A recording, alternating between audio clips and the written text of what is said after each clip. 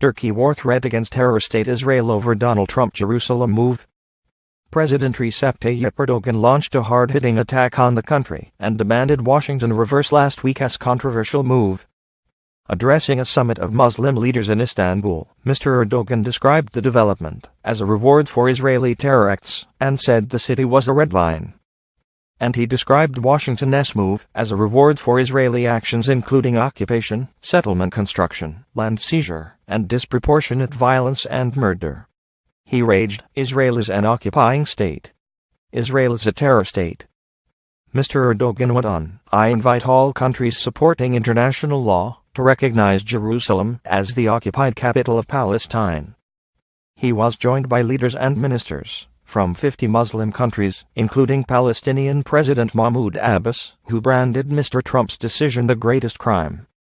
Mr. Abbas told the emergency meeting Mr. Trump was giving the city away like it belonged to America and said the U.S. should play no further part in the Middle East peace process. He said, "Jerusalem is and always will be the capital of Palestine." President Trump took the decision to formally recognize Jerusalem solely as the capital by moving the U.S. embassy there from Tel Aviv. Many nations have slammed the decision as a dangerous violation of international law that puts the peace process at risk. However, Israeli Prime Minister Benjamin Netanyahu has applauded the declaration and said Washington had an irreplaceable part to play in the region. He said, "There is no substitute to the role that the United States plays in leading the peace process."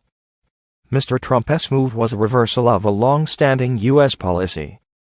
Past administrations had called for the status of the city to be decided in negotiations between Israel and Palestine. Critics have claimed the move jeopardizes the U.S.'s role as an independent broker in negotiations. A day of rage was called in Palestine with protests held across the world, including the UK.